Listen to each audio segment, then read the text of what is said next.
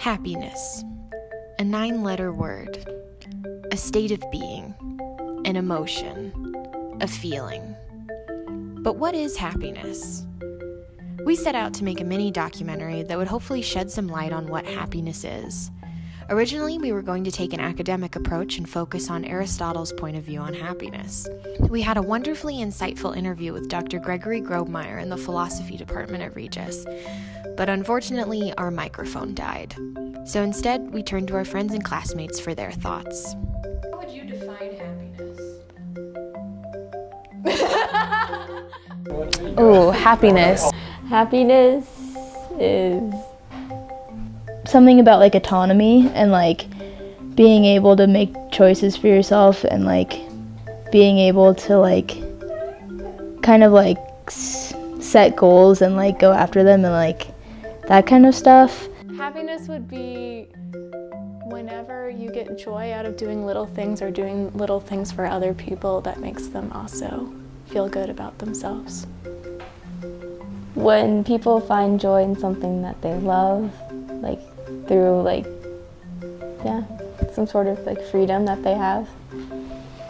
I think happiness is when you're happy with yourself. I know that sounds very cliche, but I realize that the two people that make me really happy are my mom and dad. But I think I have to make myself really happy because I know that sometimes, when I do feel left out or there is a bad time in my life and, woe is me, I have to look back and it's like, I have myself, I'm healthy, and I look at the good things in life and what I do have and not focus what I don't have, So that's what I define as happiness. College can be a time of great stress in students' lives. Personal health tends to take a back seat while the focus turns to balancing academics and new adventures. More than 80% of college students say they have felt overwhelmed by college-related issues, according to the National Alliance on Mental Illness. Unfortunately, over half of those students don't seek out mental health services. So what's the biggest obstacle that keeps students from being happy? Probably just like selfishness. Like the second you're able to push past what you're only thinking about, then you can focus on other people and also making them happy. Either like being scared of like doing something or their own insecurities or maybe a prior experience. I think people focus on, like what I was saying, what they don't have. And I think we get so caught up on, I wish I had more friends. I wish I would have gone to this. I wish I had this. I wish I had more money. You know what I'm saying? And how about they focus on what they do have? And even if that's little, they should just be happy with what they have. They're still alive. They're living each day. They should thank God for each day that they're living, and breathing on earth and, being surrounded by people who they love. So I believe that people just get caught up in, I don't have this, and they should just focus on what they do have. And that's why I feel like people are not happy all the time, and they should be happy. Even though this documentary didn't go according to plan, we instead got a different look at happiness. Happiness means different things to different people, but the one thing that's universal is the look of pure joy in people's eyes when they talk about what makes them the happiest. When I think of like the happiest moments ever, sometimes it's like the really simple moments of like sometimes living in my first house and like waking up in the morning and like not being too stressed out about stuff and just like waking up and having morning coffee and like reading outside and the weather feels nice. And I think because it's like having that feeling of like this is my little life and this is mine and like I get to have this, and like when my dog is a part of it too, like coming home to my happy dog is like this little my life is like something I can, like I guess it's a little bit of a control thing, but a little bit of like this is my little life and not something that is like super defined by like other people, which is nice. His favorite snacks are Cheez-Its, but all we have is goldfish right now. So, happiest memories are always coming home, but also because I have 3 cats, but one of them has seizures.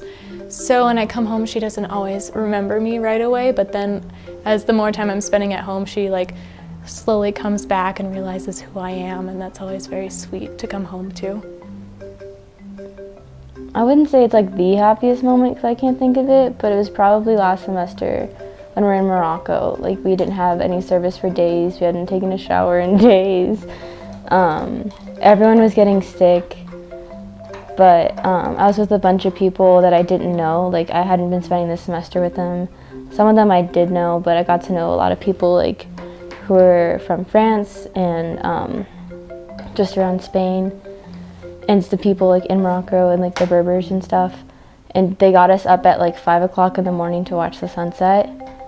And we all just gathered together and we had just a very peaceful and quiet moment. It was pretty. When I graduated from high school, they got up. I was at a Carmelite order. It's the Catholic order, and this priest got up and he was talking about an award. It's called the Carmelite Award, and it's for students who excel in academics and also community service or overall like just a good student.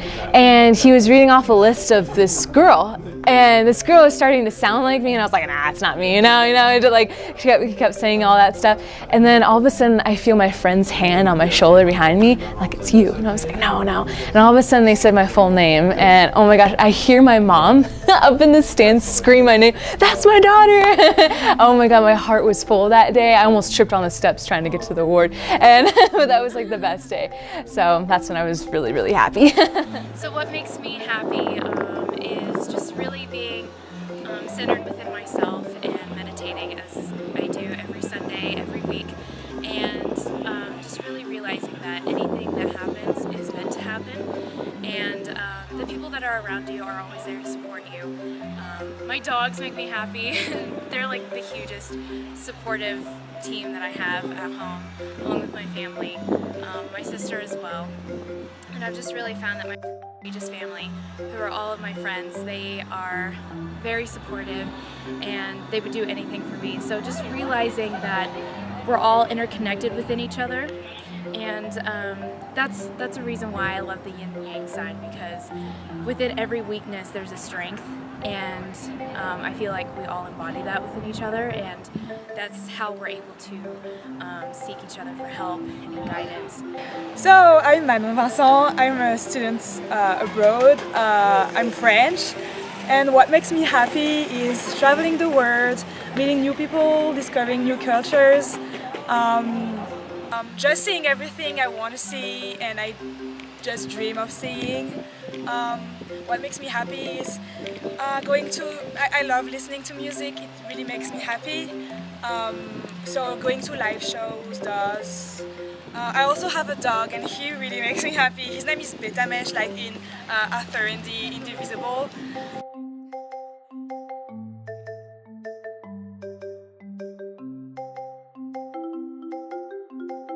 To quote American author Dennis Whiteley, happiness cannot be owned, earned, worn, or consumed. Happiness is the spiritual experience of living every minute with love, grace, and gratitude. College can be one of the most exciting and equally stressful times of our lives, but we only get to experience it once.